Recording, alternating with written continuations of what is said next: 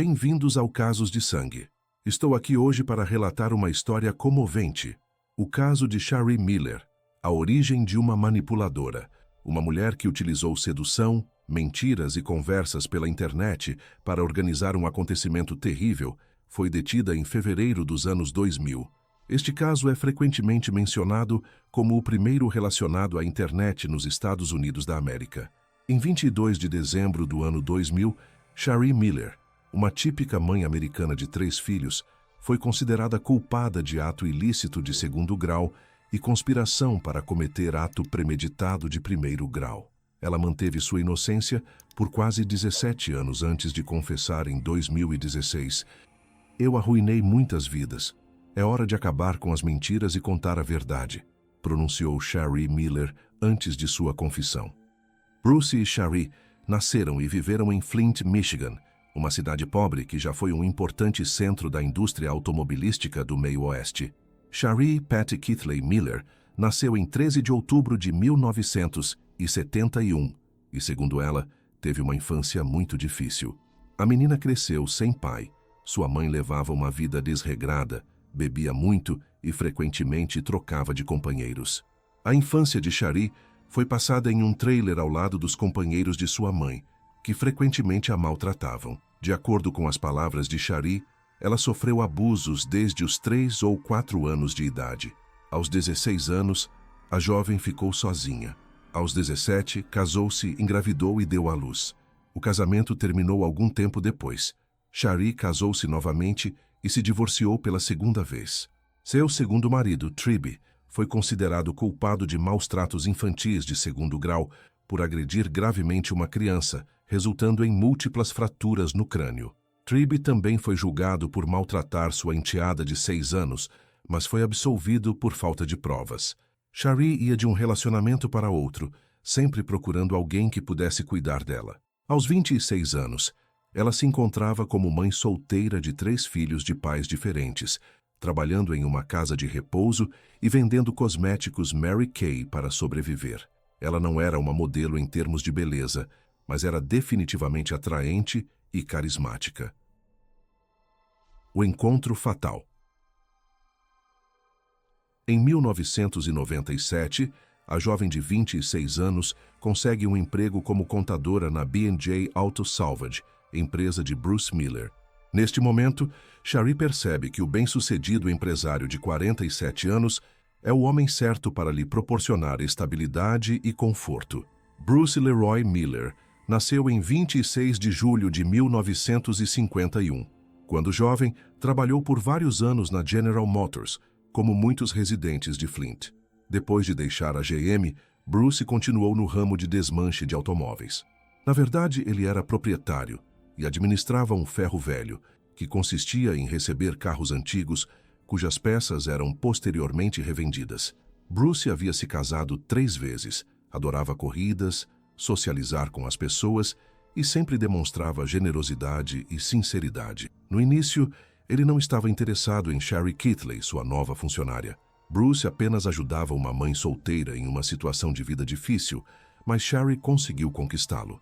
Um romance no escritório começou, e apesar da diferença de 20 anos de idade, o relacionamento do casal se desenvolveu rapidamente. Bruce ficou lisonjeado com a atenção de uma jovem mulher, e os apaixonados logo passaram do namoro para a vida a 2.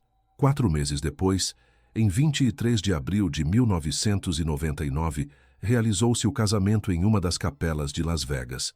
Shari e seus filhos se mudaram para a casa de Bruce, e ela encontrou a estabilidade que há muito sonhava. Chuck Miller, irmão de Bruce, mais tarde contaria ao programa de televisão Snapped.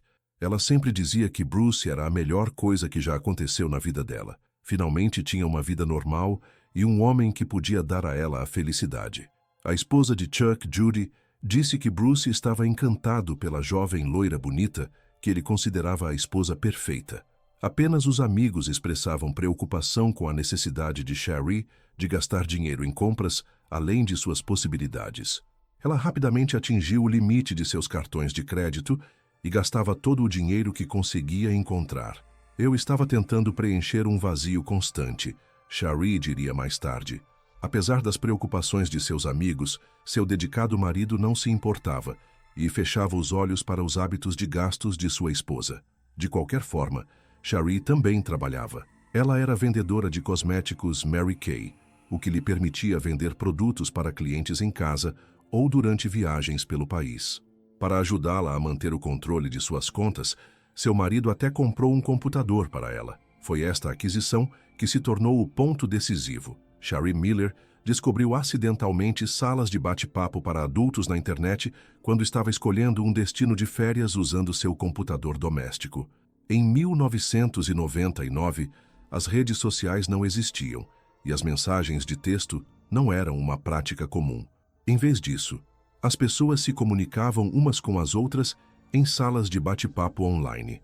Algumas eram de natureza adulta e eram lugares onde você podia conversar anonimamente, compartilhar suas fantasias e ter um romance virtual. Bruce, segundo amigos, estava ciente das conversas online de sua esposa, mas considerava tal comportamento inofensivo. Ele amava sua esposa, estava feliz no casamento, planejava adotar seus filhos e preferia confiar, não sombreando sua vida familiar com suspeitas. O começo do plano diabólico. Shari rapidamente se adaptou ao mundo virtual e logo se acostumou a entrar em salas de bate-papo e compartilhar suas fantasias mais íntimas com completos estranhos, usando vários pseudônimos promissores. O investigador Kevin Shanlian, que investigou o caso, disse ao tribunal que Shari tinha pelo menos 25 identidades diferentes. Foi apenas em 2016 que Shari admitiu: "Eu não saía de trás deste computador." Bruce trabalhava na loja e tinha seu próprio negócio, então ele ficava muito tempo fora. Eu passava horas conversando online. Eu queria controlar tudo, controlar obsessivamente pessoas que confiavam em mim. Era como um jogo de videogame, e cada homem e cada relacionamento era uma nova fase para mim. E cada fase era mais difícil. Entre os homens que Shari Miller conheceu online, estava Jerry Cassaday, conhecido pelo pseudônimo de Reno Dude. Jerry nasceu em 6 de outubro de 1960, em Kansas City, Missouri. Ele era casado, criou seu filho, adorava caçar cervos com seus irmãos e sonhava em se tornar agente do FBI enquanto trabalhava como investigador. Jerry denunciou uma irregularidade envolvendo registros falsificados de um de seus colegas de trabalho. Em retaliação, ele foi rebaixado e eventualmente forçado a se demitir após 9 anos de serviço. Embora Jerry tenha feito a coisa certa, a mudança encerrou sua carreira. Jerry ficou em depressão, começou a beber e usar substâncias prejudiciais. O casamento terminou. Depois de um tempo, ele se recuperou, mudou-se para Reno, Nevada, e se tornou segurança no cassino Harrah's. No tempo livre, ele passava em salas de bate-papo onde conheceu Shari Miller. Uma intensa troca de mensagens começou, e em julho de 1999, eles se encontraram pessoalmente em Reno, onde Shari foi supostamente para a convenção da empresa Mary Kay, levando uma amiga. O romance online se transformou em um relacionamento físico, e Jerry Cassaday achou que sua vida estava começando a mudar para melhor. Shari dizia que era uma empresária rica, vivendo com um marido com necessidades especiais, e, portanto, procurava um encontro íntimo ocasional. Jerry acreditou nisso. Sua amiga e colega Carol Slaughter contaria mais tarde. Shari entrou na vida de Jerry quando ele estava no fundo do poço. Seu casamento havia terminado. Ele estava em um novo bairro onde não tinha amigos. Jerry se apaixonou perdidamente por Shari, dizendo à sua amiga Carol Slaughter que Shari era extraordinária em todos os aspectos. Durante todo o verão e outono, Shari usava seu negócio de cosméticos como cobertura para viagens a Reno. Quando Shari e Jerry não estavam juntos em Reno, eles trocavam mensagens instantâneas e e-mails de natureza íntima, incluindo vídeos. Logo, eles até renomearam suas contas, com Shari se chamando de Tola do Jerry e Jerry se chamando de Tolo da Shari. Poderia parecer que o ex-policial deveria ter percebido algo estranho, mas os e-mails cheios de declarações de amor aparentemente o cegaram. Se Jerry era simplesmente ingênuo, imperfeito ou fragilizado, ele foi uma conquista fácil para Shari Miller. Ela teceu uma teia de enganos rapidamente e o convenceu de que precisava prejudicar seu marido. O efeito sobre Jerry era bastante óbvio para aqueles que o conheciam. Seus conhecidos diziam que, depois que esta mulher apareceu, seu amigo se tornou como uma pessoa com transtorno bipolar, extremamente animado e ativo antes de ela chegar e dolorosamente deprimido depois que ela partia. A teia de mentiras. Já em setembro, Shari anunciou que estava grávida de um filho de Cassidy. Ela enviou fotos, um teste de gravidez positivo e sua barriga. Pouco tempo depois, Shari revelou que seu marido, Bruce Miller, descobriu sobre a gravidez e a agrediu, fazendo-a perder o bebê. Na verdade, em 1995, Shari havia feito uma laqueadura e não podia mais ter filhos. Jerry não tinha como saber disso e acreditou nas mentiras de sua amante. Muito em breve após perder o bebê, Shari anunciou que estava grávida novamente, desta vez de gêmeos. Jerry implorou a sua amada para deixar Bruce pegar as crianças e ir morar com ele. Shari explicou que não podia fazer isso porque Bruce tinha conexões com organizações criminosas e ele não os deixaria partir por nada. Supostamente, ela temia por sua vida e pela vida de Jerry. A jovem continuava dirigindo até Reno. Em determinado momento, Jerry foi detido por comportamento inadequado no cassino. Houve uma pausa na correspondência online durante a detenção. Quando Jerry foi liberado, ele decidiu não colocar Shari em mais perigo de ser exposta ao seu marido Bruce e retornou ao Missouri para tentar se reconectar com sua família. O casal continuou seu relacionamento online. Shari enviava fotos de ultrassons e sua barriga crescendo. Eu apenas estufava minha barriga. Jerry queria tanto acreditar que não tinha dúvida de que ele veria a gravidez, mesmo que não estivesse lá, Miller diria mais tarde. Logo, em 5 de novembro de 1999, Jerry Cassidy recebeu um e-mail supostamente de Bruce Miller, no qual ele escreveu que sabia sobre tudo e não deixaria os bebês nascerem. Um Jerry preocupado tentou contatar Shari. Horas depois, ela lhe enviou uma mensagem informando que precisava se ausentar por alguns dias e que mandaria mensagem mais tarde. No dia seguinte, Jerry recebeu uma mensagem de Bruce e soube que ele havia forçado sua esposa a interromper a gravidez. Anexadas à carta estavam fotos de Shari machucada. Eu me lembro de ficar na frente do espelho, tentando desenhar marcas em minha barriga.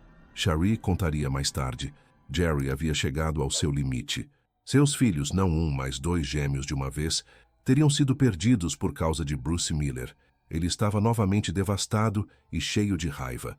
Ele culpava Bruce pela perda de seus 3 filhos e pelos supostos maus tratos à mulher que ele amava. Depois de se reconectar com Shari no dia seguinte, 8 de novembro, Jerry disse que não podia continuar assim. Ele decidiu que iria prejudicar o marido dela. O casal começou a elaborar um plano. Eles planejaram rotas, locais de estacionamento e até mesmo o melhor lugar e hora para chegar ao Ferro Velho. O crime perfeito. Jerry então fez a longa viagem de sua casa até Michigan naquela mesma noite. Quando Bruce planejava sair do trabalho, recebeu uma ligação de Shari. E, seguindo o plano, ela perguntou se ele poderia pegar uma pizza no caminho de casa. Distraído pela conversa, Bruce não notou um homem se aproximando por trás. O resultado foi trágico. Após o incidente, Jerry voltou para casa e Shari começou a próxima parte do plano.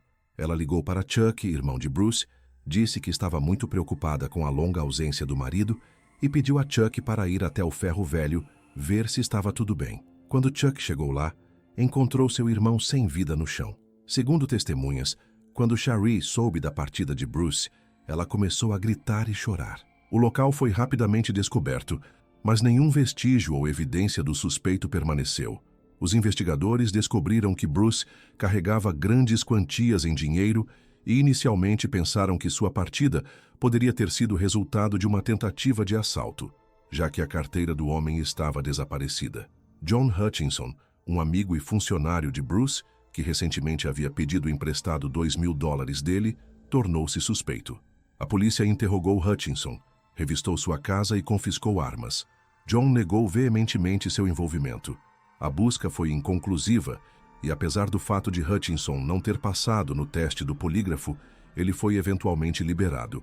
Uma teoria de crime devido à falsificação de números de identificação de veículos foi considerada, no entanto, nenhuma das opções forneceu pistas e logo o caso foi encerrado. Enquanto isso, segundo Judy Miller, irmã de Bruce, o comportamento de Sherry não correspondia à ideia que a maioria das pessoas tem de uma pessoa em luto. 2 dias após a partida de seu suposto amado marido, ela já estava dançando em um bar em Otisville, Michigan, e parecia feliz. 2 semanas depois, ela tinha um namorado, e não era Jerry Cassaday, mas um entregador local chamado Jeff Foster. As consequências. O objetivo foi alcançado. Era como se Sherry tivesse passado de fase em um videogame, e o antigo amante não era mais interessante. Jerry pensou que após o ocorrido, ele ficaria com a mulher que amava. Afinal, ele tinha feito algo terrível por ela. Mas isso não aconteceu. Ela começou a se distanciar, e 1 mês depois do acontecimento, ela mudou seu novo namorado, Jeff Foster, para a casa que costumava dividir com seu marido, e completamente cortou seu relacionamento com Jerry, deixando-o devastado. Foi provavelmente neste momento que Cassaday percebeu que tinha prejudicado um homem inocente, e a culpa o dominou. Ele passou de amante a investigador e percebeu que todas as acusações foram fabricadas pela própria Sherry. 3 meses depois, em 11 de fevereiro de 2000, Jerry tirou a própria vida em seu apartamento em Odessa, Missouri. Seu corpo foi encontrado em uma cadeira com uma Bíblia aberta em seu colo. A Bíblia estava aberta em Mateus 5 sobre julgamento. Ele julgou a si mesmo, declarou-se culpado e executou sua própria sentença. A mãe de Cassaday dirá em uma entrevista alguns dias depois que o corpo foi removido, familiares estavam limpando o apartamento e encontraram uma pasta sob a cama com 3 cartas de despedida e um envelope colado do lado de fora. Jerry queria vingança contra a mulher que havia partido seu coração. O ex-investigador confessou ter ferido Bruce Miller porque Bruce, ele acreditava na época, tinha maltratado Sherry e causado a perda de seus 3 filhos. A carta explicava que Sherry Miller havia mentido para ele sobre o suposto comportamento de Bruce.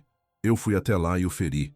Eu fui tão tolo, mas agora todos saberão a verdadeira história do porquê fiquei tão deprimido, porque eu simplesmente não podia contar a verdade a ninguém. Ela queria conseguir o dinheiro e se livrar do marido. Bem, ela conseguiu o que queria, mas logo aprenderia que não podia fazer isso com as pessoas. Agora sei que eram todas mentiras nos jogos de Sherry. Ela não se importava em machucar ninguém. Para provar seu ponto, Jerry anexou transcrições impressas de mensagens instantâneas com Sherry, nas quais, entre episódios íntimos, ela lhe dava direções sobre como encontrar o ferro velho, onde estacionar para evitar ser visto e outras informações importantes. Advogados da família Cassaday entraram em contato com o departamento do xerife do condado de Genesee e relataram as informações. Em 22 de fevereiro de 2000, a polícia esperou por Sherry Miller quando ela estava desembarcando de um avião com seu namorado Jeff Foster. Ironicamente, eles estavam retornando de uma viagem a Reno. Ela foi acusada de ato ilícito de 2º grau e conspiração. Os promotores acreditavam que Sherry era uma manipuladora habilidosa que convenceu seu amante a prejudicar seu marido sob falsos pretextos. Apesar de uma pasta cheia de evidências, ela insistiu em sua inocência perante a família de seu falecido marido. Em 12 de dezembro de 2000, o julgamento do estado de Michigan contra Sherry Miller começou e seu caso ganhou manchetes nacionais. Dado o caráter bizarro de um crime relacionado à internet, o interesse público foi anormalmente alto. A promotoria compartilhou milhares de mensagens entre Sherry e Jerry, demonstrando as mentiras da mulher. Ela nunca foi maltratada. Nunca esteve grávida dos filhos de Jerry, pois havia feito uma laqueadura muitos anos antes. Segundo a versão da promotoria, Sherry queria Bruce fora do caminho por causa de seu dinheiro, já que um divórcio não lhe daria dinheiro suficiente. No entanto, a defesa disse que a jovem recebeu apenas uma quantia mínima de dinheiro após a partida de seu cônjuge. Ela teria vivido uma vida muito mais próspera durante sua vida conjugal. A defesa insistiu que Jerry Cassaday estava buscando vingança por estar no papel de um amante abandonado. Então ele fabricou evidências. Sherry disse ao júri que a comunicação íntima entre ela e seu amante era apenas parte de uma fantasia online. Ela disse que mentiu sobre sua gravidez para ajudar Jerry a lidar com a depressão e sobre os maus tratos para convencer Jerry a deixá-la em paz. Cherie negou veementemente ter escrito as mensagens descrevendo o crime, insinuando que Jerry havia forjado as mensagens usando sua experiência como investigador. No entanto, a polícia encontrou evidências das mensagens no computador de Cherie. A correspondência online teve um papel crucial no julgamento. Miller foi considerada culpada em 22 de dezembro e sentenciada à prisão perpétua pela acusação de assassinato e 54 a 81 anos pela acusação de conspiração. Em 2007, ela foi diagnosticada com um transtorno de estresse pós-traumático e descobriu-se que tinha outras condições mentais. Durante sua permanência na prisão, Cherie iniciou tratamento e entrou com um recurso. Ela até conseguiu se casar pela 4ª vez. Michael DeNoyer viu a história nas notícias e não conseguiu resistir ao charme da mulher. Michael escreveu para Cherie, ela correspondeu e em 2008 ele visitou a detenta na prisão e a pediu em casamento. Alguns relatos dizem que eles realmente se casaram em abril de 2008, embora não haja evidências desta união. Miller ganhou um recurso em 2008 e foi libertado da prisão em 2009. Um juiz federal anulou a condenação de Cherie Miller, dizendo que a carta de despedida de Jerry não deveria ser considerada como evidência porque Cassidy estava falecido e a defesa não podia interrogá-lo. O juiz determinou que um novo julgamento era necessário e libertou Cherie, estabelecendo um valor de fiança. Em 2012, Cherie foi enviada de volta à prisão para continuar cumprindo sua sentença original após o tribunal reinterpretar a admissibilidade da carta de despedida. Nesta época, Cherie havia passado 3 anos em liberdade. Ela continuou insistindo em sua inocência. A confissão. Em 2016, Cherie Miller, em uma carta de 4 páginas digitada enviada a um juiz distrital, subitamente admitiu seu papel na partida de seu marido. Todos ficaram surpresos. Ninguém esperava que ela algum dia fizesse isso voluntariamente. A carta enviada ao juiz foi vista por muitos como apenas mais uma manipulação para ganhar simpatia ou benefícios. Algo aconteceu dentro de mim quando tive que voltar para a prisão após 3 anos de liberdade. Veja, eu tinha minha filha e minha neta morando comigo.